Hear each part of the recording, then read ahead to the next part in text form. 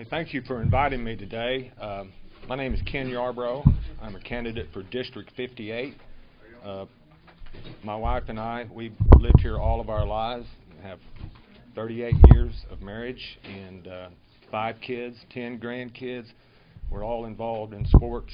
So the most common question I've been asked is, why do you want to run? And I guess the basic answer is that I've always been involved with groups like this, and I said, well, it's just your time to do that. It's like Jack's, like Brant, like the judges back here that are wanting to serve. So that's my basic reason. Now, that's all well and good. Now, what do I stand for? You know, I'm an unknown, and pardon me? That's what I think. Speak up. Yeah. Is this on? That's for the live stream. Oh, okay. I'm sorry. I can bring a PA mic if y'all need one. Anyway, Do you need a PA mic? Anyway. We actually had one that we just didn't bring tonight. Okay. I'm speaking about as loud as I can. So. You weren't a teacher, were you? No, I haven't been. But anyway, that's my basic reason for wanting to serve District 58, that I've always lived here, and I have a great interest in the city of Jonesboro. Many of you know us through our businesses that we have here, and we've been here a long time. We know many of you good people here, and almost everybody in this District 58, I know where they live, I know what their kids' names are. So when I decided that I was wanting to serve District 58, I just said, well, now's my time. But when I really started thinking about it was when the Democratic opponent in November, whoever it is, me and Brant, decided to jump in, and I have clashed with him over the years. I've been a long-standing Republican and supported many Republican causes over the years. I gave money to Newt Gingrich when he was after Bill Clinton. And you know, Marion Barry made me mad one time over something, and I supported Susan Michigan. I didn't even know who she was. But, you know, I have a long list of Republican credentials. Now, I'm not going to sit here and tell you that I consider myself to be a moderate Republican. I'm just going to come out and say it, and I'm just as fanatical about that as anybody else, let's just say the Tea Party, or just as fanatical as Jim Burton is about being on the far left. I think that is the proper position to take, because you can always veer to the right just a little bit. Now, that's all well and good. Let's talk about some issues here that I'm interested in. Let's talk about the highways, some things that we might disagree on. I'm in favor of extending the half-cent sales tax. Good roads equals good jobs, and I think anybody here will, if they're truthful about it, Arkansas's roads are not up to par with, say, Tennessee's or Missouri. So I'm in favor of that. So that's one thing. It's a tax that's, I'm not really crazy about the permanent part of it that the governor's talking about. I think a tax should sunset at some point, but I think the language that it has now, it would be permanent. I don't really think that's good. Maybe he'll drop that, or I don't know how that would work, but I do disagree on that point about making it a permanent tax. It's going to health care. I've said this several times. If I had been in the Arkansas House of Representatives, I would have voted for the Medicaid expansion. Excuse me, I get those two names mixed up. Not because I like what's going on in Washington or I like Obamacare, which I don't. And believe you me, I see the effects of these things in our company and our health insurance rates. I'm not going to tell you how much they've gone up this year, but it scare the dickens out of you. And I'm the type of guy that says, take the money. Let's don't rattle the foundations of our healthcare system right now. Take the money, fix the problem. So I think I need to be upfront about that. I'm also the type of guy that would say, you got $8 billion? How about 8.1? I'm that type of candidate. I think we get every nickel we've paid in, and let's try to fix that problem. But that's got to be fixed in D.C., and I think the president is working on solutions like that. So those two things that I think we might disagree on, maybe. I don't know. I assume that we might. Now, I hate taxes as much as anybody, believe me. We pay a lot of taxes. There's some taxes that I think could go away. One of the big taxes is the used car tax. I remember when that was implemented, and all of the people in the car business and the consumers, the customers, you know, they gripe to high heaven over that. Now it's kind of become a norm. I know there's some initiatives on that. Now, you may think that's a selfish reason for me, but it's really for you. If you take that money and you go spend it somewhere else, if we save money on taxes, you're going to spend it, or you're going to save it, or you're going to invest it. So you're going to have to find ways to do that. One thing think I'll be very effective on is cutting costs. Now let's talk about cutting taxes. Let's talk about cutting expenses. Okay? In my world, in my business, in your business as well, that's where you can make an additional profit, and that's why I think I'll be very good at that. I think that I'll be able to jump in. And I'm sure there's people down there now that's looking to ways to cut spending. I think I'll do a good job in that area. You know, one of the big things that I get on my website is the Second Amendment, and I'm going to be up front. I can't remember the last time I've shot a gun. I can't remember it. I'm just being truthful about it. But I'm a Second Amendment supporter. Why? Life, liberty, and the pursuit of happiness. Those are the three things that I think highly of. Now, it props that up. The Second Amendment props that up, in my opinion. I will always stand for the Second Amendment. Now, we have some issues with stand your ground.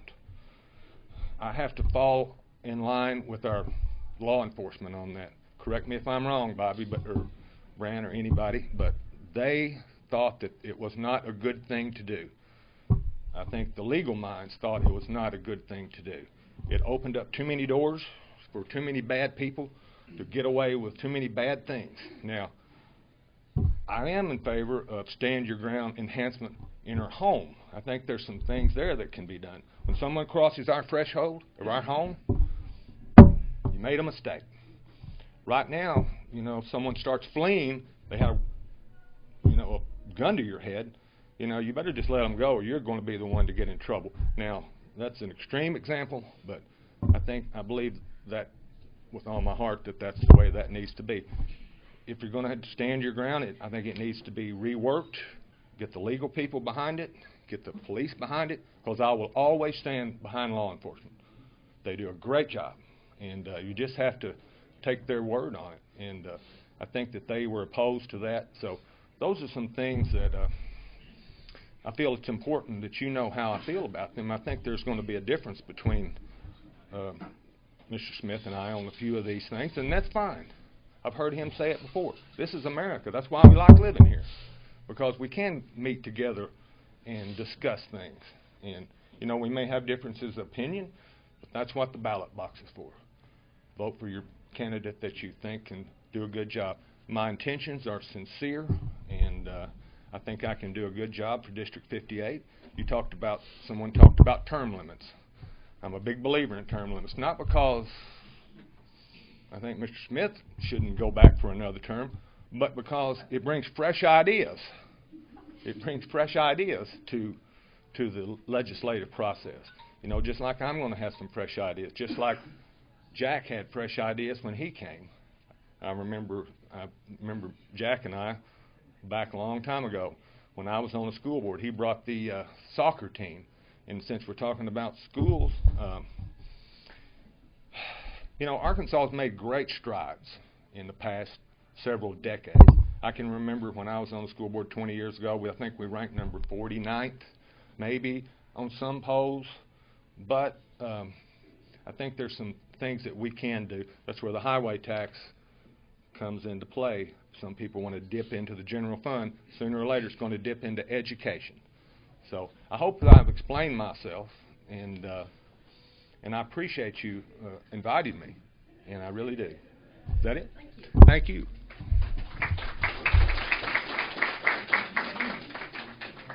I forgot to mention, so I sort of just motioned to him, we're allowing 5 minutes and then a 2-minute wrap-up for each one of these. That way, you know, you'll be sharp and to the point. Okay. Bibb was next on our list. Were you wanting to say two things? I'll let you go first. I'm not a professional speaker, but I'm me. Mr. Cole, that'll be fine. That's clear. My turn?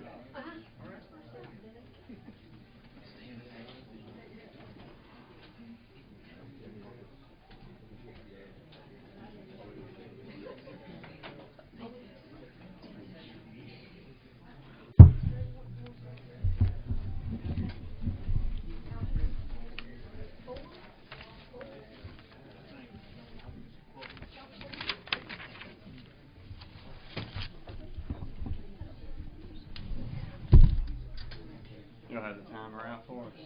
You'll give me the flag when. You can go anytime. Okay. I won't start till after you. My name is Matthew Coe. I am an attorney and a prosecutor from down in Crittenden County. I live right outside of Marion in Mountain City. If anyone knows where that is, other than Skip in the back of the room, he knows where it is. We don't have a stop sign. We just got a yield sign in one neighborhood in the middle of a bunch of cotton fields and cornfields. Married to Robin. We have 3 kids. Rachel is 10, Mason's 7, and Wesley is almost 4. I've been practicing law in Crittenden County for 15 years and all across northeast Arkansas for 15 years, representing families in this area. For the last 8 years, I have been a deputy prosecutor. I'm assigned 1/3 of the felony docket in Crittenden County, which is about 400 felony cases a year.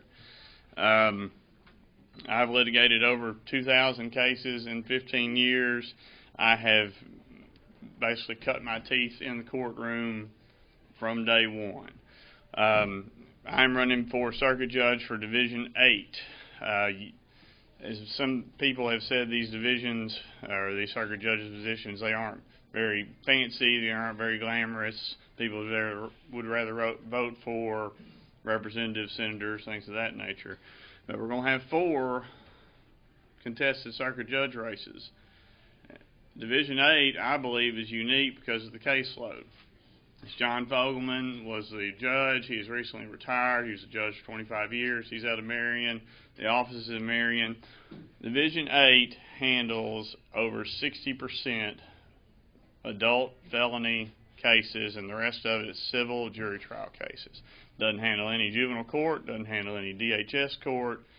It is a high criminal felony caseload docket. It's been that way for decades and will be that way January 1st of 2021 with whoever wins, either me or Ms. Bibb takes that docket over. That's what the docket will look like. As I believe Skip Mooney and others have said, most of the divisions handle about 20% criminal cases. Division 8 handles over 60, so that's 3 times the amount of felony criminal cases that the other divisions handle. Judge Fogelman has endorsed us to take over the Division 8 seat. I believe that was done in part because we have qualified experience. I've been a prosecutor. I have litigated civil cases to juries, to bench trials. My first jury trial was when I was 6 months out of law school in front of Judge Isley over here, who was, I believe, a Nixon appointee, and I was scared to death. But we got through it, and we ultimately won.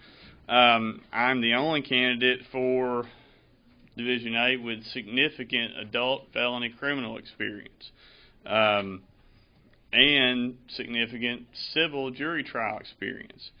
I'm the only candidate for Division 8 that was nominated by the registered voters. The registered voters put my name on the ballot. They signed a petition stating that we would like Matthew Coe to be placed on the ballot. I didn't have to drive down to Little Rock and pay $7,000 out of my own pocket to get my name on the ballot. The registered voters put me on the ballot. There was a 12th position created, which I believe Mr. Ellington and Mr. Wilhite are running for, and part of that part of creating that is they had a judicial committee, which I believe Mr. Smith was on, and several other representatives. and they asked me to come and sit in and speak if it was appropriate, and ended up I didn't have to speak, but they wanted an outlook on it from a deputy prosecutor that basically had his muck boots on, had his knees, or had boots on checking the rice levies and knew what the caseloads were. The 4-year study showed that there were 25,000 cases filed in the 2nd Judicial District, which is Mississippi County, Poinsett County, Crittenden County, Greene, Craighead, and Clay, and over 12,000 of those are criminal cases. So, I mean, these cases aren't going away. We've got the endorsement and support of all of the law enforcement leaders, the elected sheriffs. And we happen to be the only candidate, which I think is bizarre. We're kind of the purple elephant in the room. We were supported by our opponent, Miss Bibb, because she was running for Division 7, which is a high-volume juvenile court seat. And then when she drew 2 opponents in the last 48 hours, she drove to Little Rock and paid the $7,000 to get out of the juvenile court seat, which she's a DHS lawyer, and get into the criminal seat and run for Division 8. So, and that's not speaking bad about anyone or anything like that. I've known Miss Bibb for over a decade, and I like her and respect her. But that's just a fact. We would ask for your vote. I would ask for your vote. I'd be honored to have your vote. Everybody will talk about how they can be fair and impartial, but in our Division 8 race, with the high volume of criminal caseloads that it handles and it will continue to handle, there's a comparison to be made of who has the most qualified experience. I know in closing, I know I'm probably way over the 5 minutes. Not yet, you'll But, know. the buzzer will go off. No, you're fixing to go off, and then you'll have to. Okay. I've had numerous questions about the Constitution. What I tell people is I'm a firm believer that the Constitution says what it says, and it means what it means. You don't put the cart before the horse and find some type of decision and then find your way through the Constitution and make a couple things up to get there. You have to let the horse lead the cart to wherever the Constitution says it's going to lead it to. Now, whatever decision that horse leads it to, it may not be popular with some group of folks, but that's the decision that it has to make. That has to be made, and when you're a judge, you take an oath. You have to follow and apply the Arkansas and United States Constitution, and my promise to you is that I will do that. So I would appreciate your vote. I'd appreciate your consideration. I don't think I got to talk to a lot of people on this side of the room. I'll come by after our meeting and talk with y'all if y'all have any questions or concerns. I'm hanging out as long as y'all will let me. So I appreciate your time, and I definitely appreciate the invitation. So thank you. I didn't hear a buzzer. I still got 54 seconds? Well, hold on. We can find somebody else. Don't start. And guys, that's one of the reasons we're kind of holding it to time limit is we'd like for y'all to be able to visit with these candidates at the end of the meeting, and so that will allow us to be to stay late enough to do that because the restaurant starts cleaning up about 8:15 or so. I can't see who's. Oh, Dan. I know I've already heard it twice talking about criminals and guns and the Second Amendment. I want to know if these people, and I don't want to get into a big discussion, we'll do it afterwards or you can figure out how to do it. But what about the people that are in the high criminal areas and you have a little old lady living across the street from you and she calls and said there's somebody trying to break in my house and I walk over there with myself, my own property? Or should I not have the right to do that? Because I don't know how many guns they got when I walk over there. That's happened to me, and I'm still going to carry my gun, folks. So those are really good questions that people need to consider because there are a lot of different angles to this issue. Yes. Okay. And some of these I did not, get definite answers to. What I have next on the list will be Scott Ellington, and then Scott Wilhite. And if you are, if anybody is here who was supposed to speak, and I didn't get your name down or something, I tried to get everybody down, but like I said, we didn't always get a response the first call, so I'll be glad to let you speak. Thank you. I'm Scott Ellington. I'm your prosecuting attorney and have been. I'm in my 10th year as your elected prosecuting attorney and have 23 deputies across the state, or across the district. One of the things that you may hear is, we heard something about the statistics. The reason that I'm running for position 12, which is the newly created position, because of our caseload. And you'll hear some of the things about the bog down in the caseload and the criminal docket being bogged down. Well, let's just face it. The 2nd Judicial District filed more criminal cases in the last year than any other judicial district in the state. And the second most was the judicial district called the 6th Judicial District. That encompasses Little Rock and Pulaski County. So with 23 deputies, some of whom are part-time, like Mr. Coe, we file more felonies than the district that has the Little Rock caseload, and they have 47 deputies, more, give or less, give or take. They have somewhere in the high 40s of their deputies. So we did more with less, and we're working hard to do that. To answer your question about the question about the gun, carrying your gun over there, self-defense, you have the right to protect yourself or others who are going to be victims of a felony. We can talk more about that after the meeting if you wish to do so. We've been tough on crime. The Jonesboro Sun had shut me out immediately too. They constantly want to pick out cases that they disagree with, and some of the things that that the editor or whomever doesn't always like. We've tried cases. We have jury trials here, and we have had that. But you'll hear the editor say, "Oh, you don't have." Well, no, that's not true. We do. We have jury trials here, and we have had jury trials here. It's just the fact that he has a different idea. Maybe they don't have the sex appeal that he wishes to have to hear. At the beginning of our campaign, and it happened in this very room, in a public meeting, one of the folks in the Kiwanis Club asked my opponent, Mr. Wilhite, what set you apart as a candidate? And Mr. Wilhite said, well, he thought a minute, and he said his experience and his integrity. And I agree that does set us apart. However, on KLEK, in the interviews that we had where we sat down for an hour and were asked questions, Mr. Wilhite was asked the question about his trial experience. And Mr. Wilhite said that he had had 10 to 15 criminal jury trials and 2 to 3 times that in civil jury trials. Now, we have looked high and low. And that same database that talks about the court records and things like that, we found one case that Mr. Wilhite actually had. It was a criminal jury trial. And he had co-counsel on that. He said that he had handled them all himself from the beginning, jury selection, all the way to verdict. Truth of the matter is, I've tried cases in all 6 counties, jury trials in all 6 counties. I've handled thousands of criminal cases. We've been tough on crime, and we've worked hard. We've worked within the parameters of what we are set by. We have sentence recommendations that are set down by the state.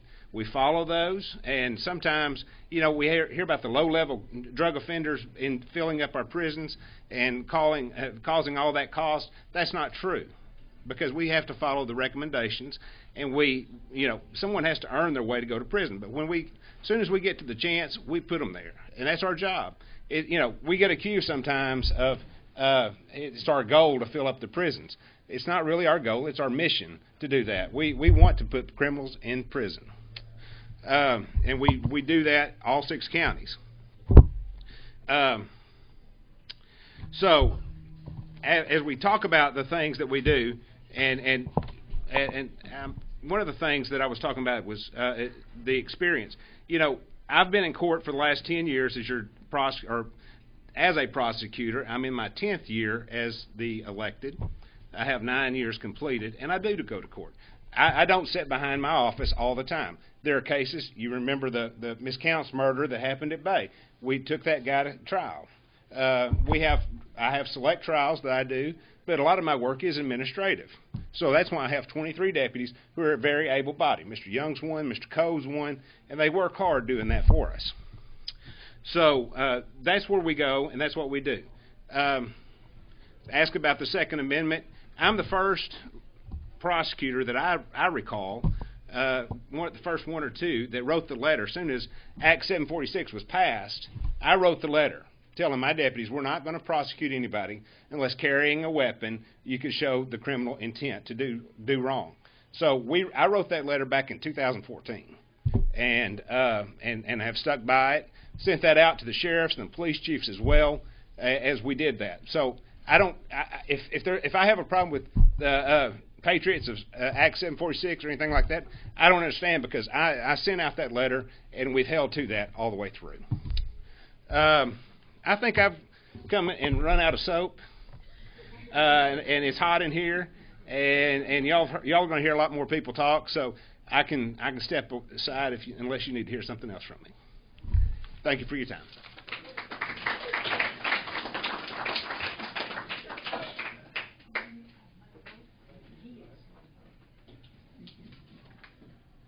Wow, politicians have quit on time early. Mr. Wilhite, there you are.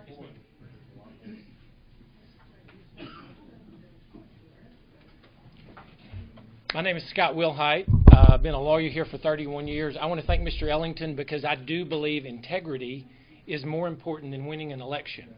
And I was asked, Leganzi was interviewing me and was asked how much criminal jury trial experience I'd had. And I responded 10 to 15. In 31 years, it's a little bit hard to recount that immediately. But I know that I've had more than Mr. Ellington has represented, and I take offense at that I'm not sure what he's looking at. But I have tried cases for 31 years. Jury trials are not something you try every day as a trial attorney. I was a private business owner. My law partner, Kevin Orr, and I practiced on Southwest Drive for more than 20 years. I've been practicing law since 1989. I've been in the courtroom since day one, since 1989. I practiced in Memphis for 8 years before coming back to Jonesboro. Was born and raised in Jonesboro, played ball here. My dad was the assistant superintendent when I was young. My mom worked down at the Social Security office, went to ASU, went to University of Arkansas School of Law, and then came back here in 1997 to practice. I've got 2 teenage daughters that go to Jonesboro High School and MacArthur. I was appointed about a year ago to be a labor commissioner down in Little Rock at the Arkansas Workers' Comp Commission. So my job currently is reviewing administrative law judge decisions on workers' comp issues. It's basically an appellate judge position. I've been doing that since February of last year. So the question really is experience. I think you heard one of the other candidates earlier say that the majority of cases that a judge hears, other than maybe one of the districts or so, is civil work. Civil work it can be a personal injury case, a juvenile case, a DHS case, probate. Those are the kinds of cases that were walking into my office that I handled for 31 years. I've got the experience. I believe that a variety of experience is more important than being directed in one direction of only handling criminal cases. I think a judge needs to have a variety of experiences so that he can respond to any kind of case that comes before him. So there are times in your life that I believe that you have an opportunity to use what God gave you and what you've learned over your work experience to make institutions that affect us better. I think I can make a change in our judicial system to make it better.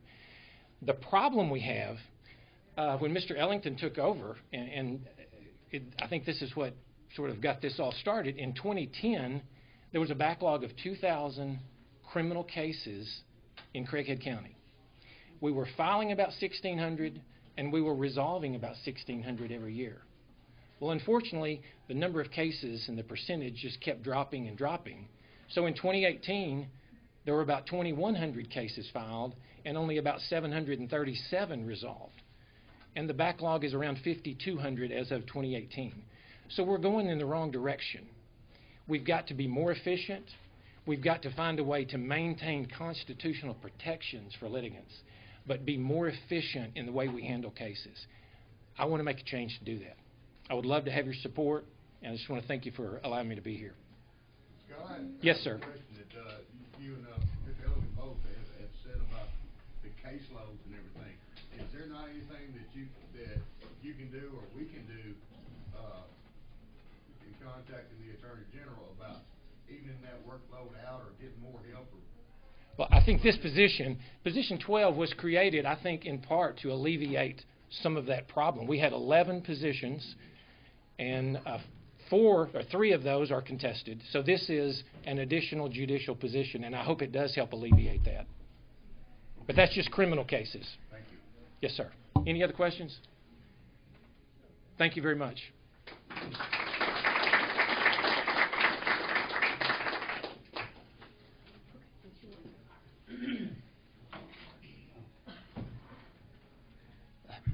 Y'all, I'm not a professional speaker by no means. I'm a chiropractor in Paragould, Arkansas. I'm not up here to honeymoon y'all. I grew up here, born and raised. My wife, been in practice 25 years in Paragould. We love the area. We serve in many committees. You know, we're here. We see it at Walmart. We love you guys. We're here to help. It's on a farm. On the farm, you have a saying. Can y'all hear me or not? Who are you? I'm John Bibb. My wife is Kimberly Bowling Bibb. She's running for circuit judge. But grew up on the farm, so we had a saying: if it looks like bullshit, it smells like bullshit, it's probably bullshit. Cole was saying that my wife endorsed him. That's against the ethics of the circuit judge. So that was a falsehood. His votes, his petition to get on the ballot, we gathered those ourselves. We have that many or more. And we helped him get his. And we appreciate the support. I don't know. My wife is a sweet girl. In high school, there's always this girl that was a valedictorian that studied hard and worked hard. But if she saw a bully, she stood up to him and took care of business. That's the girl I married. I love her very much. If she was here, she could be a lot more eloquent than I am. I can fix your back. I can do that real easy. So, but I'm not eloquent like that at all. Is there any questions y'all have that I might be able to answer or anything? What position is she running for? It's position 8. It's kind of like you have a table. Now there's 12 seats at the table. So when you go to that table, say there's frog legs, there's chicken, there's different things. The reason there's so many criminals on that docket is that's what he chose. So that can be changed. Those judges get together and they all divvy up what they per se care, and they swap the caseload around and stuff. And then they also have to recuse themselves when they've seen the people that come back through the system back and forth. So they have to step away from those things sometimes. But it's all, I'm not eloquent by no means, but I'll answer what I can if you have any questions. I have a question. Oh, yeah. Sit up there and ask again. This is all supposed to be civil. Yes. So I'd like to keep it civil. Did I say something uncivil? Other than the fact that all the petitions she requested from the, said what I said was BS, and she ran for Division 7, and gathered the other petitions there in Division 7. Oh, I'm glad you mentioned too about Judge Fogelman. Basically told the registered voters she's run for Division 7, Yeah. and when she switched to Division 8, has made no mention of it whatsoever. I appreciate you mentioning Fogelman also endorsing Mary Broadway for some reason. So we also have Judge Goodson who's endorsing us, or my wife actually. So if you care to anything, I apologize, y'all. I'm not eloquent by no means, but if you look it up on Facebook, she'll have all the details. If you have any questions, she'll be glad to answer them. Thank y'all very much. I apologize.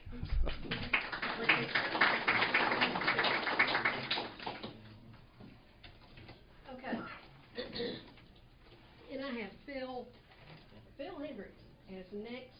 By the way, there were some of the candidates we didn't invite. The independents don't run in the primary. At least I called the county clerk and was talking about it when we were developing our list, and she said, well, the independents don't run the primary. They won't run till the general. So we figured we'd have time, because you can see how many people that we did have that had a primary opponent. So we figured we'd invite the independents along with whoever won the primary later in the season. So that's why some of the candidates are not here. And Patty is, but she's different. Phil?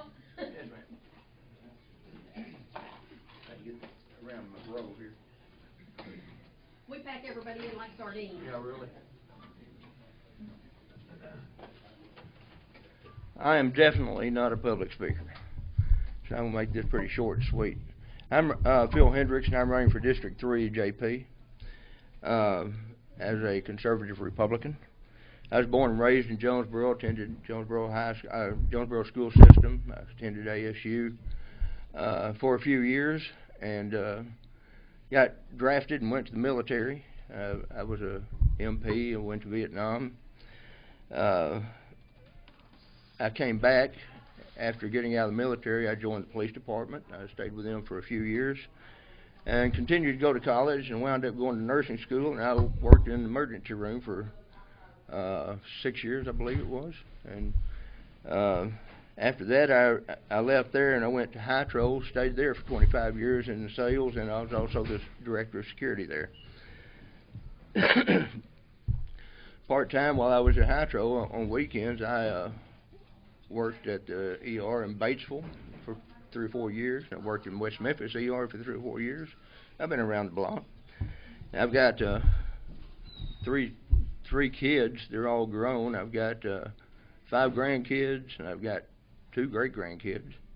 So I'm an old guy. But anyway, I am a conservative Republican, as I said, and I am pro-Second Amendment. I am pro-stand your ground.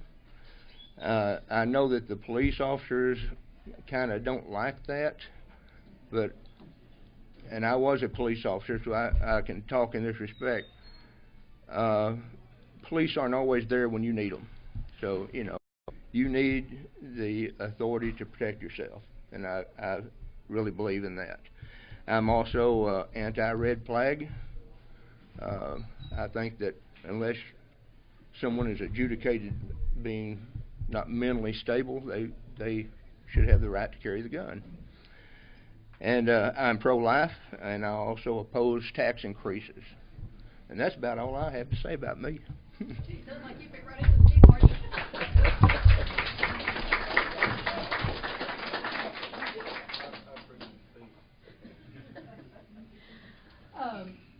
About the stand your ground, I have never told this before anyway, but I have actually personal experience with that. And I think one of the reasons we need it is because too many, and I love the police. I mean, just the uniform, for crying out loud, wow. But anyway,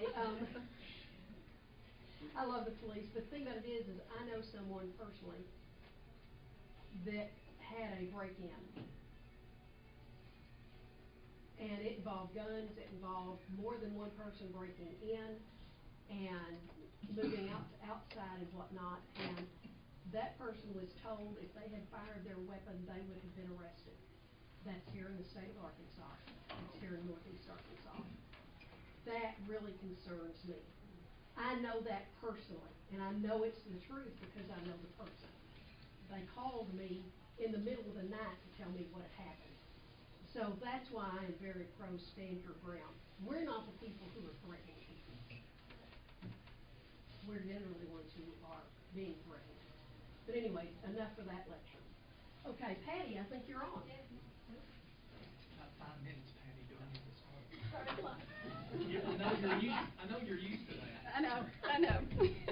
I think I need to give her more time, don't I? Thanks, Bobby. Yeah, time, start, no, I'll let you know, start now. Hi, everyone. My name is Patty Lack, And normally, I don't know if some of you recognize my face, but I attend a lot of the city council meetings. And so normally my introduction when I go up to the podium, I say Patty Lack, 4108 Forest Hill Road, so everybody knows where I live right now. I'm running right now for the Justice of the Peace, District 8, and that is south of the bypass. Let me tell you just a little bit about myself, because I know everybody says where they're from. I'm not from Arkansas. I'm from California. But I've been here for almost 34 years. And so every once in a while I might hear a little bit of that Arkansas accent on there. But what I used to do in California is that I worked in a bank. I grew, I started out being a bank teller, and then before I came here, I started doing management and sales training for a bank in Beverly Hills. So when I moved here 34 years ago, Jonesboro was quite a culture shock to me, if you guys understand where I'm coming from on there. I've been married for 34 years. My husband is Michael Lack. He is from Piggott and Rector, up in that area. But he practices medicine here in Jonesboro for a long, long time. He started out doing with First Care, and he works for St. Bernard's, and he's been here for years and years and years. So some of you might know him on there. I've got 2 awesome kids. They're 27 and 30. My daughter and her husband just recently moved to Rhode Island, which is far away, which I don't really like. But my son is here, and he is in his 3rd year at the medical school here at NYIT, and he's doing his rotations. So he's going to follow in his dad's footsteps there. I've been really fortunate when I moved here, and my job was to be a stay-at-home mom. Now, when I say a job, I didn't stay home and eat bonbons and watch soap operas and all that. What I've done ever since I've been here is that I volunteered a lot. And one of the places that I volunteered a lot was at Nettleton Schools, and that's where both of my kids went. And in fact, I just helped out, I don't know if some of you know Bobby Timmerman, but I was just even there last week helping out with the FBLA. So I help out and volunteer with either the schools, I volunteer a lot with the Humane Society. I volunteer at, I did volunteer at St. Bernard's at the gift shop because I think they took really good care of my mom, so I wanted to pay them back on there. I'm on the board, and I'm a volunteer at the Pine Hill Cemetery. I don't know if you guys know where that is. It's out by Craighead Forest Park. Another family and I, we've taken care of that cemetery for the last 11 years, and we try to get volunteers to come out there and maintain it. And if you haven't been out there, it's looking really good right now. But in the 34 years that I've been married to my husband is that we also owned a couple businesses. Retail business is pretty tough. It's fun, and it's challenging. So I've done the retail business for a couple of years there. So then you wonder why. Why did I get involved with the city? Well, how it started was about 3 years ago out there by Central Baptist Church off of Harrisburg Road. A friend of mine called and said that they were going to build a whole bunch more apartments out on Gladiola. They told me I better go and look for it because we don't need any more apartments. So I went to go and look for a rezoning sign, and I couldn't find it because it was at the end of a dead-end street. I didn't think it was fair. They wanted to build 280 more apartments in that area, which we didn't need. My friend said, you better go right now because they have a city council meeting and you better go and fight it. And I thought I had no clue of what to do at the city council meeting. So when I went to the city council meeting, I went up there and I told them that no one knew about the rezoning of this apartment building because it was at the end of a cul-de-sac. No one in the neighborhood saw that those nice blue rezoning signs. So I went to the city council and I asked them if they could give me 2 weeks and I'll have a bunch more people behind me to support this cause. And long story short is that we actually won. The people that were going to rezone that area decided to pull it from the agenda. So we basically won that. But more importantly, what we won is that we came up with a new ordinance. It's an amendment to the rezoning sign. It's ordinance numbers 11734. And what they have to do now is that if a rezoning is at the end of a cul-de-sac, the sign has to be posted on a major street. So it was a little bit of help, because now if something like this happens again, and it doesn't happen a lot here in Jonesboro, but it happens again, then people are going to be aware of that. So I got my feet wet, and I kind of liked it. And what I kind of decided was I made a difference, and I think that's the biggest reason why I'm running. And from that point on, that was 3 years ago, I probably attend, and Bobby can shake his head on this one right here, I attend about 90 to 95% of the city meetings, whether it's city council, whether it's MAPC, or another type of meeting. I like to be involved, and I have found that when you get a group of people together, you can make a difference on that. What I did is I established a Facebook page. I don't know how many of you do Facebook, but I established a Facebook page, and at that time it was called Apartment 280. Right now it's just called 280, and I invite all of you, if you want to join it.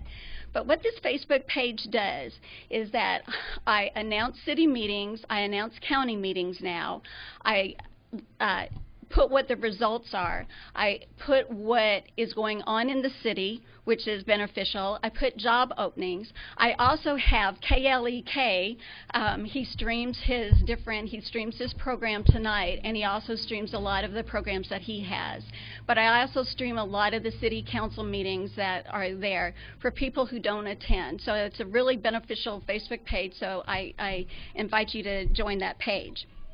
But I think most of all, why I like that page is that I've got 700, as of when I came here today, is that I've got 769 people that follow that page. And so it makes them more aware of what's going on in our community, because I think people need to be more involved, and this is an easy way to do it. If you're a follower on that page, is that you can make comments, and I think another benefit of that is that they can actually engage in a conversation, and I think that's important too. I ask a lot of questions. Bobby can contest to this. I ask a lot of questions, and I was always told you've got to find the facts, and the only way you're going to do that is you ask your questions on that. And a lot of times is with the Facebook page is that I get a lot of calls, I get a lot of messages to go and ask those questions at the city council at the meetings, because people don't want to go there. They can watch it on TV, but you've got to go to those meetings to make a difference. So when Ira says you go to the meetings, it makes a big difference, and that's what I've done. So the question is so I've been so involved with city council, so why aren't I running for city council? Well, guess what? It's a really easy answer on that. Every single issue that I have fought for, I started thinking it's in my area. And when I think of my area, I think of my district. And when I think of my district, I think of the justice of the peace. So I fight a lot for my area, and I hope, because I am running as an independent. And the reason why I'm running for an independent is because you've got to find out the facts. You've got to see what the best choices are. And sometimes, you know, you don't want to have to go one way or the other just because. You've got to find out all the facts to make the right decision. And that's what I try to do at the city council, and that's what I'd like to do running for the quorum court. So right now what I've got to do as an independent, I'm not on the ballot next month. But I will be on the ballot in December because I have to collect enough required signatures, and that's why I'm running. So if you're in my district, I would appreciate your vote, and I'll come and talk to you. And if not, join my Facebook page, and I'll get you more involved with the city. So thank you for inviting me. Thank you. I've got a question. Yes. I didn't understand it. Why are you not running for city council? The reason why I'm not running for city council is, and I have to be honest with you, is that after watching Bobby and the rest of the city council people, is that it is almost a full-time job. And to be honest with you, is that I don't know if I have that then why do you want to be on a quorum court? Because the quorum court really can't do anything in the city limits of what you want to change. You're exactly right. But I think the thing is that I'm still going to be fighting for the city. But I think with the corner court there is that area that's involved is that I have a lot of people that I know that live in that area and they have issues. So even though you're looking at you're looking at the corner court versus the city council, I realize that they're two different things, but really they're almost the same. And I think there needs to be a lot more involvement between the two of them. Thanks. Okay, was there anybody else who's here tonight who didn't speak last time, who, I haven't called on yet, running for one of the positions other than constable?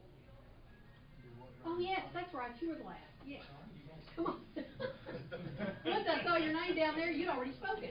You lost your name tag. Well, it broke.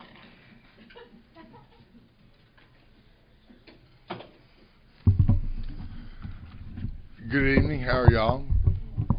My name's Tom Young. I'm running for Circuit Judge, Position 5. A little bit about myself. I was born at St. Bernard's Hospital. My parents were attending ASU. I like to say that, and some of y'all have heard this, I went to my first ASU football game before I was ever born. I was raised in Helena. My mother decided to go get, well, my father left when I was about 5 and a half. And so I was raised by a single school teacher. And trust me, in the early 70s, school teachers didn't get paid very much. Not that they get paid a lot now, but they really didn't get paid. She was a school teacher for over 40 years. She helped, can you hear? Sorry.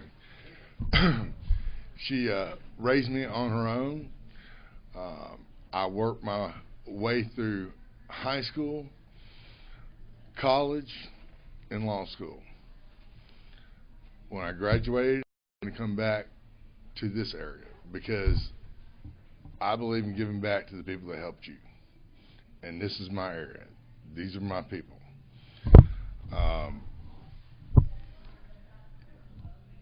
I've done so many jobs, it's not even funny. I know a lot of things I don't want to be when I grow up. I don't want to be in construction anymore. I can tell you about all the bad jobs I've had that were no fun. I really love the law. I love the law because it gives you an opportunity to help people. See justice done. I've owned my own small business.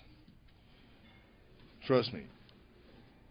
Up until July, there were 13 people who depended on me doing well, not including my family. Everybody who worked at my small business depended on me to make sure the job got done. So I understand what it's like to run a small business and struggle and worry about taxes and how much money somebody's going to take out of your pocket. I understand what it's like to work 6 months out of the year to pay my taxes. I can't do anything about that as circuit judge, but I certainly understand what people go through. And court is not a pleasant experience for most people. Nobody calls me and says, "Hey Tom, I'm having a great day." That didn't happen.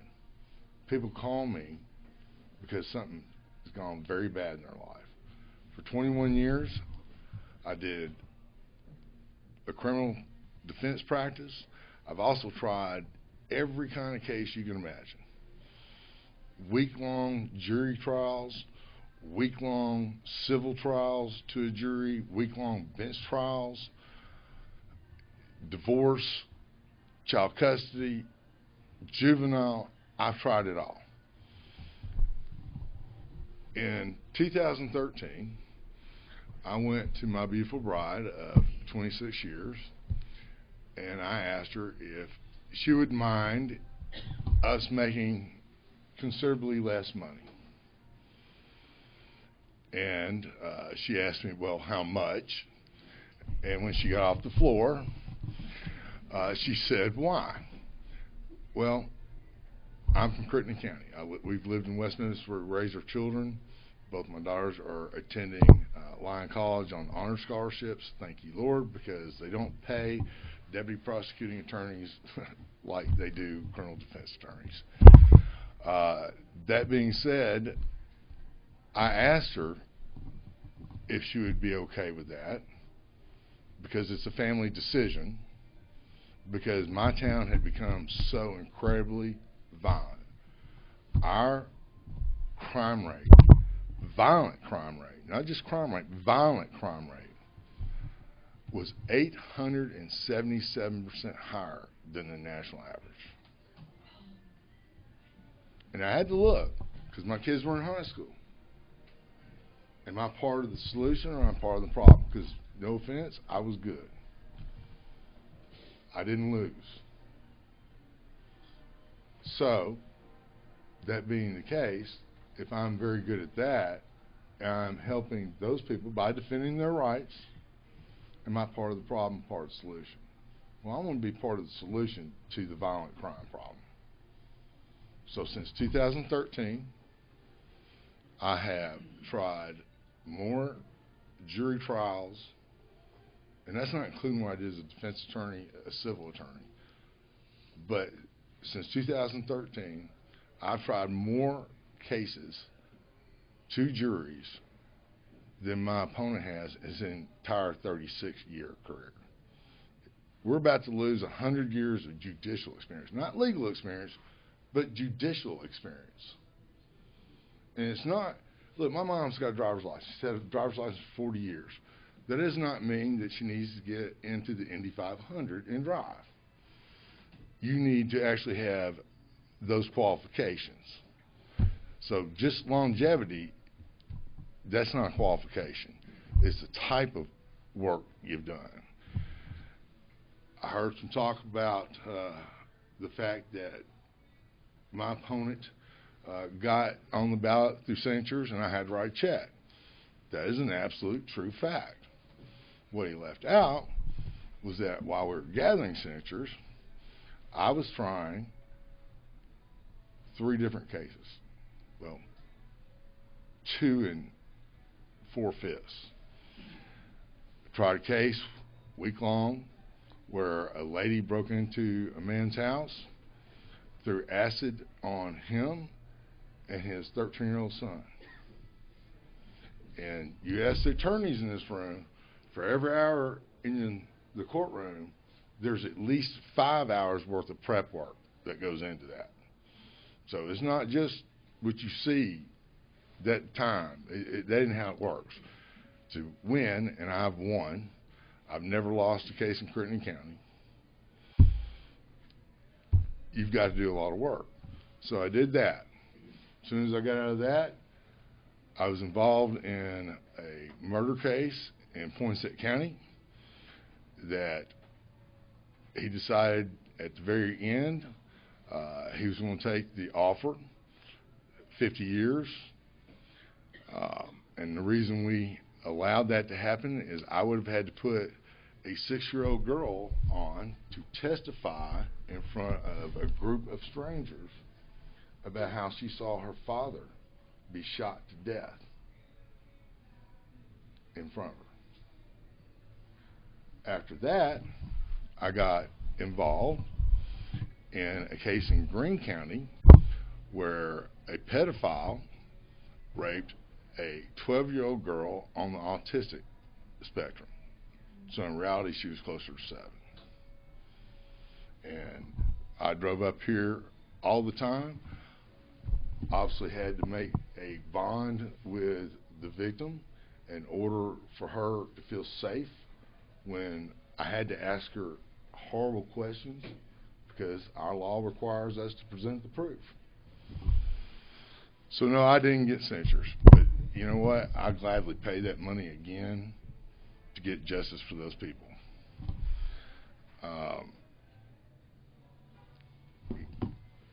One of the things I've done is I've overseen drug court. I am a believer in drug court, but I've actually, unlike my opponent, worked it. I've worked it since I joined the prosecutor's office. And the reason I like it is this. It's easier it is easier and cheaper to have somebody go through drug court and reform. I consistently have made that offer. Now the problem is that not everybody wants to get well. That's just a fact. They got to want it. I can offer it all day long as a prosecutor, but I can't make them drink the water. Drug court's a wonderful thing. The facts and statistics are out there. It lowers the crime rate, and trust me, those people are committing more than just drug crimes. If you don't believe that, figure out whose car got broke into, whose house got burglarized. And don't tell me that's not a violent crime. Ask somebody whose house has been burglarized how they feel about it. They'll tell you they feel violated and scared and terrified. I have put people away for as long as I possibly can who are violent, repeat predators, who will never stop hurting other people, who will never stop stealing your things that you work so hard for. I really appreciate y'all giving me the opportunity to speak. I really would appreciate your support and your vote, because qualifications matter and the facts speak for themselves. Thank y'all.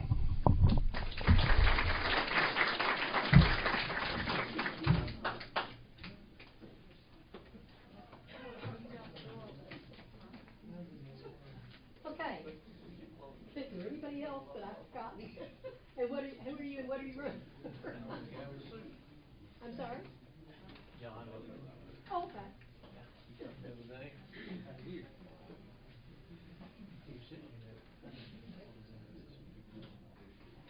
Okay. Okay. How's everybody doing? I'm John Milligan. I am currently the mayor of Lake City, starting my 10th year. I am been married to Sarah for 29.5 years. Have 3 daughters. Or I'm sorry, my son will be mad at me. I have 3 kids. I have a 20-year-old at Lyon College. I have a 21-year-old son at ASU and a 23-year-old daughter in Little Rock at Medical School. I tell people all the time, the only thing my bill for is my driver's license. It takes all the money we have to keep that going. So, but I've been mayor for 10 years, running for District 53 against Mr. Long here, or Bobby Long, and I'm gonna call him Mr. Long. He's a little older than me, but I'm just 2 years, right? Yeah, and Colpack. But I've enjoyed being the mayor. Enjoyed working for the people of Lake City. Now, a few things that we've been able to do there for our citizens. We started our own sanitation service 4 years ago, and that enabled us to hire 2 employees there in town. We can control the trash. If the school has extra stuff, we can go get it. But that also has let us, our trash is $11 a month to our citizens. And for a small town, I think if you'll check around, Black Oak's $11 and everybody else is $12 to $14, I believe. But we are one of the cheapest, and we can control that price to help our citizens out.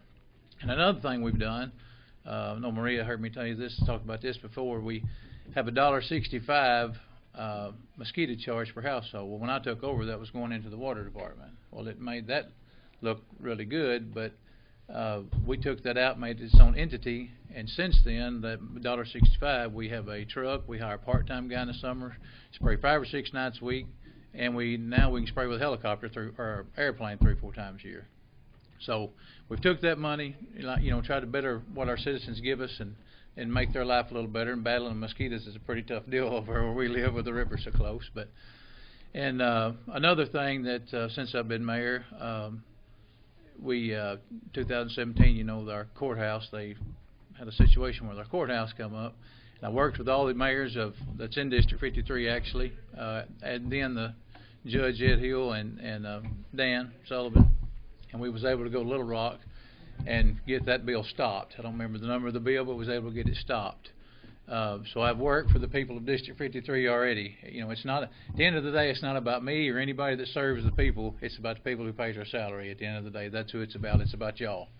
It's not about me at all.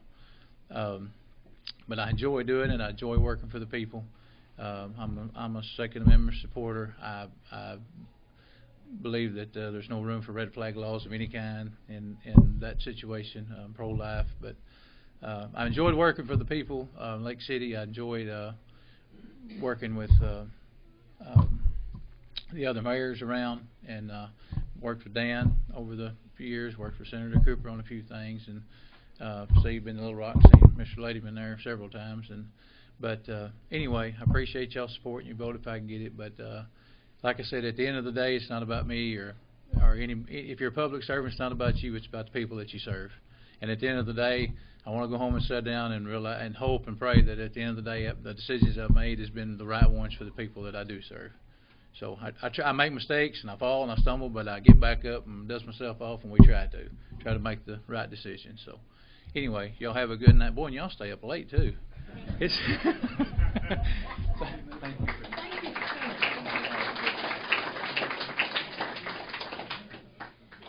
I'm gonna try this one more time. I had called the constables. I didn't get a hold of them. How many constables do I have in here that were ready to be able to show up? 1, 2, whatever. No, I'm unopposed. You're okay. Well, that's good. But he's not. He needs to get. Okay. And which one were you? District 13. That doesn't tell me what I need to know. I'm sorry? Scott Armstrong. Okay, I talked to you, didn't I? I'm so glad you were able to come. You want to come and tell us what a constable does? And see, I always heard about constables, and it never even occurred to me to ask what they did, because I'm used to police and the whole bit.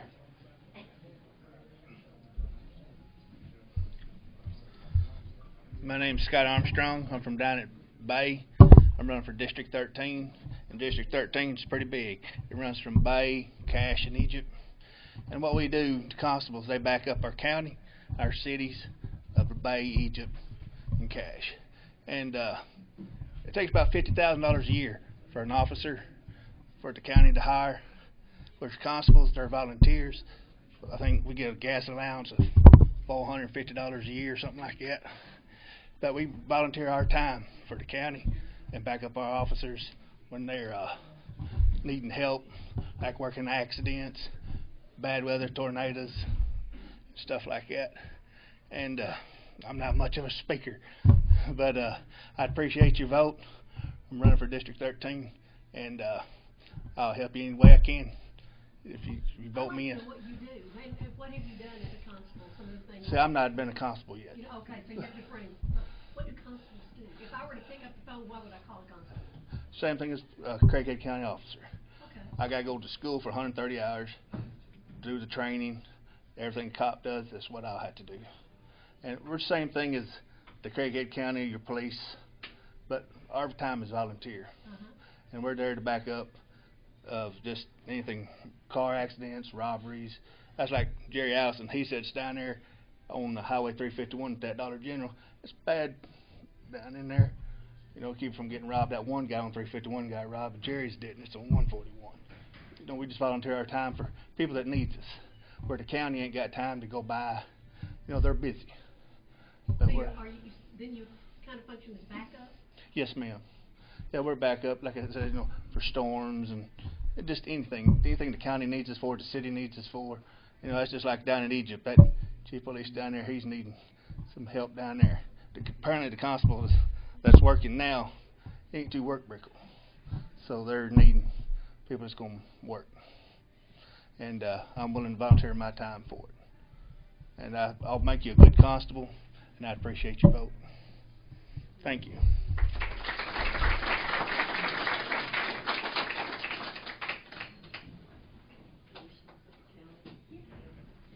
Okay, that was our list of the ones that I had down. Was there anybody else who was running, didn't get a chance to speak or anything? Because if so, we don't want to leave anybody out. The election starts February 17th, I think. The early voting does. And so March 3rd will be the election day. I think our next meeting is March 2nd, so it'll be kind of too late then. But anyway, we're out a little bit early tonight, and I wanted to be that way because I wanted y'all to have a chance to talk to these people. I would like to say something before we're done, if that's okay. Yeah, you and, is Dan still here? Dan, you wanted to speak to for a few